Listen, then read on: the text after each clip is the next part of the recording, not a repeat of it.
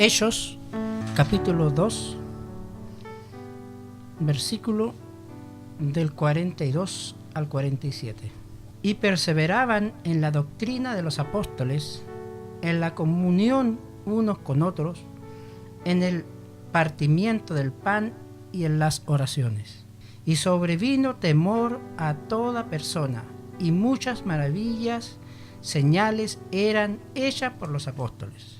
Todos los que habían creído estaban juntos y tenían en común todas las cosas, y vendían sus propiedades y sus bienes y los repartían a todos según la necesidad de cada uno, y perseverando unánime cada día en el templo y partiendo el pan en las casas, comían juntos con alegría y sencillez de corazón, alabando a Dios y teniendo favor con todo el pueblo.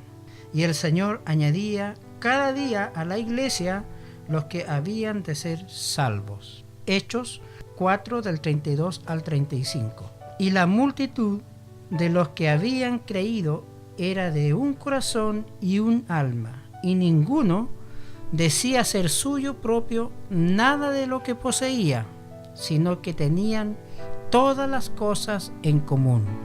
Y con gran poder de los apóstoles daban testimonio de la resurrección del Señor Jesús, y abundante gracia era sobre todos ellos. Así que no había entre ellos ningún necesitado, porque todos los que poseían heredades y cosas las vendían y traían al precio de lo vendido, y lo ponían a los pies de los apóstoles, y se repartían a cada uno según su necesidad. Hechos 6:2-3. Entonces los 12 convocaron a la multitud de los discípulos y dijeron: no es justo que nosotros dejemos la palabra de Dios para servir a las mesas. Buscad pues, hermanos, de entre vosotros a 7 varones de buen testimonio, llenos del Espíritu Santo y de sabiduría, a quienes encarguemos de este trabajo. Los principios bíblicos que gobiernan la comunidad cristiana trascienden divisiones culturales y generacionales.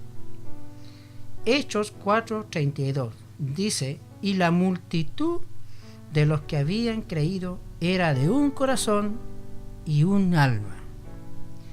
El libro de Hechos nos llama la atención sobre la obra que hacía el Espíritu Santo por medio de los apóstoles, quienes ministraban a los nuevos creyentes mediante la enseñanza, la comunión, el partimiento del pan y la oración. En aquel tiempo, las señales y maravillas constituían la norma de la iglesia. Una característica de los primeros creyentes fue su sentido comunitario, porque si bien no vivían en comunidades, eran muy sensibles a las necesidades de los otros creyentes. En efecto, muchos estaban dispuestos a vender sus posesiones para ayudar a los necesitados.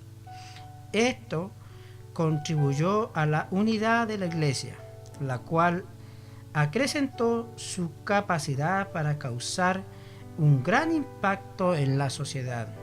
Para que la iglesia de hoy pueda causar un impacto semejante a nuestra sociedad, necesitamos el poder del Espíritu junto con el sentir de que somos una comunidad.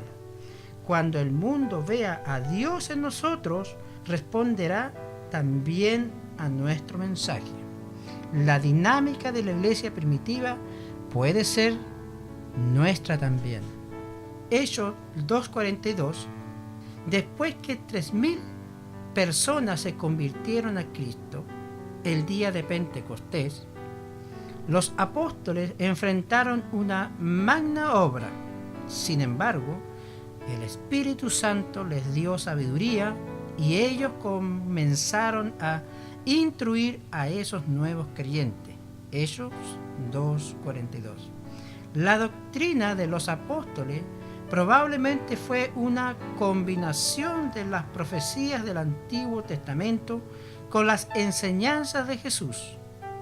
Las enseñanzas, la comunión y la oración fueron las columnas que le entregaron estabilidad a la iglesia.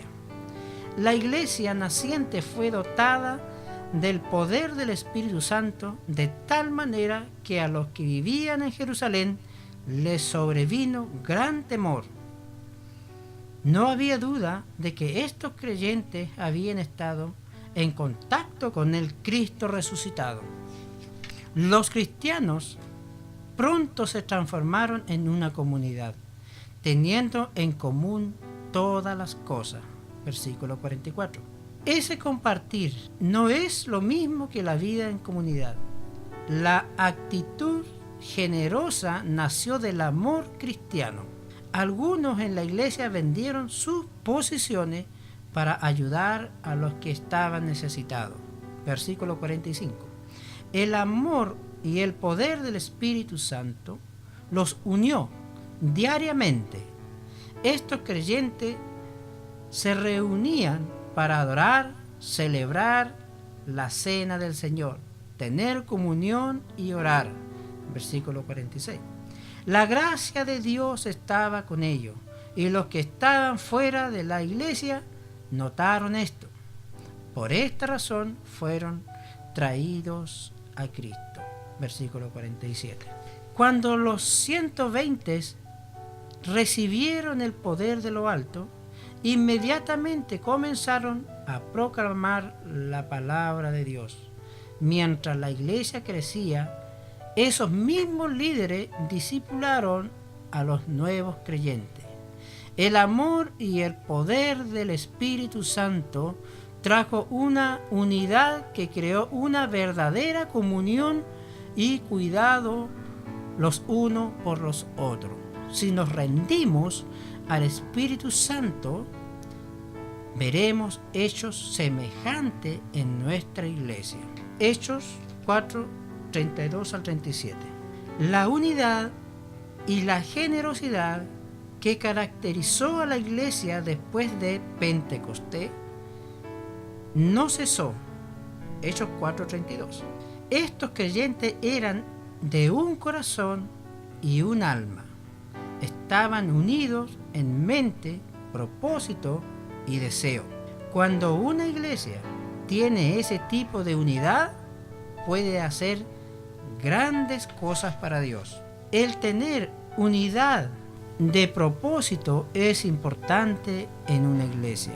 Cuando los miembros conocen el propósito de su iglesia, entonces pueden unirse para realizar esas metas. Pero cuando las personas pierden de vista su propósito y su visión, entonces comienzan a buscar que sus propias ideas tomen preferencia sobre las de los demás. La unidad que debe prevalecer en la iglesia está entonces en peligro de perderse. El resultado de la unidad de la iglesia primitiva fue la proclamación del Evangelio con gran poder. Versículo 33. Cuando una iglesia está unida en el Espíritu, también puede proclamar el mensaje de Dios con poder y autoridad. Lucas habla de nuevo sobre la generosidad de los creyentes en los versículos 34 y 35. Él ahora señala a Bernabé como un ejemplo. Bernabé iba a tener una parte significativa más tarde en la propagación del Evangelio. Dios usaría a Bernabé de una manera poderosa porque él era de espíritu generoso. Vivimos en un mundo en que muchos están obsesionados con las cosas materiales. Cuando el deseo por las cosas materiales es más fuerte que nuestro deseo por las bendiciones de Dios, nos volvemos egoístas. Aunque la palabra no nos manda a vender todo, lo que tenemos y dar el dinero a los pobres, muchos de nosotros tenemos algo que podemos compartir con otros. Cuando no somos generosos, el programa de misiones sufre por escasez de dinero. Los programas de la iglesia no tienen los fondos necesarios y los creyentes necesitados sufren por falta de ayuda necesaria. Somos solo administradores de los bienes de Dios. No son nuestros. Debemos estar dispuestos a usar nuestras posesiones de una manera que honre a Dios y supla para las necesidades de otros. Hechos 6, 1 y 7. En aquellos días, como creciera el número de los discípulos, hubo murmuración de los griegos contra los hebreos, de que las viudas de aquellos eran desatendidas en la distribución diaria. Entonces los 12 convocaron a la multitud de los discípulos y dijeron: no es justo que nosotros dejemos la palabra de Dios para servir a las mesas.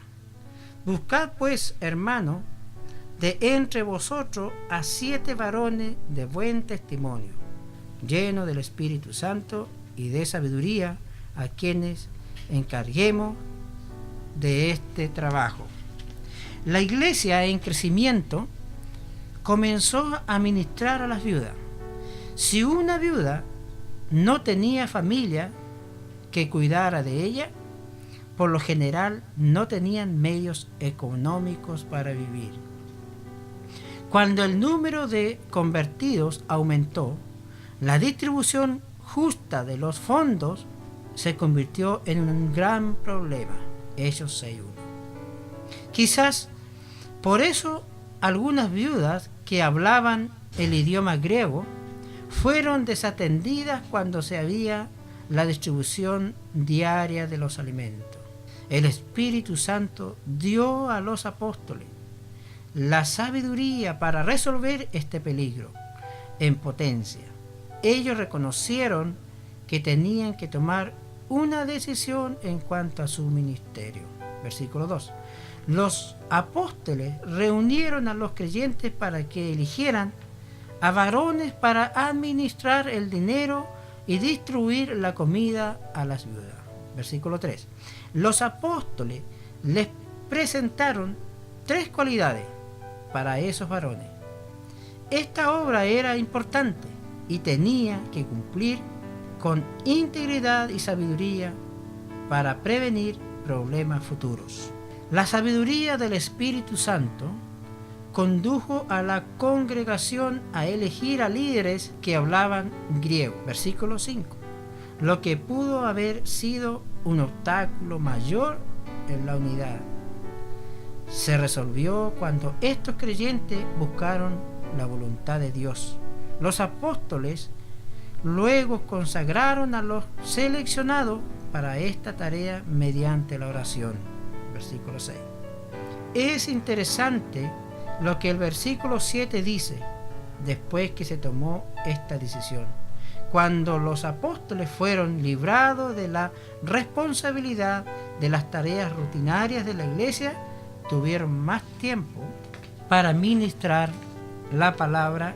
El resultado fue el crecimiento continuo de la iglesia. Muchos pastores se alegrarían si fueran librados de las tareas que los quitan de la oración y la palabra.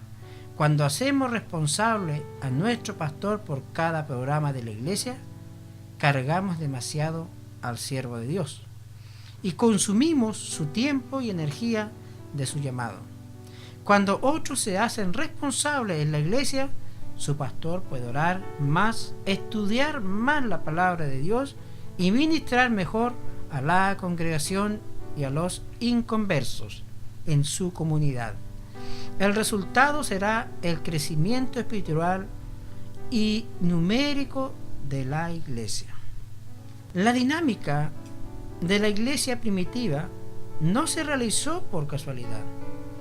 Los 120 buscaban al Señor cuando fueron bautizados en el Espíritu Santo. El crecimiento de la iglesia vino porque los creyentes voluntaria y valiente proclamaron el mensaje de la salvación en cada posible comunidad. La nueva vida que los primeros creyentes experimentaron fue el medio que Dios usó para realizar la comunión y el cuidado entre la iglesia, su fe en Cristo. Los hizo ver su responsabilidad de ministrar a las necesidades de otros. Debemos pedirle a Dios que nos enseñe cómo podemos seguir el modelo de la iglesia primitiva. Quizás Dios le mostrará cómo puede cumplir las necesidades de alguien en su iglesia. Seguro que usted tiene a vecinos inconversos que necesitan el ministerio de la palabra. Usted necesita conducirlo al camino de la salvación. Como los primeros creyentes, necesitamos estar dispuestos a dar de nosotros mismos y de los que tenemos por causa de Cristo. El poder del Espíritu Santo y los vínculos de la comunión fortalecerán a su iglesia para hacerla un testimonio dinámico en su comunidad. Amén.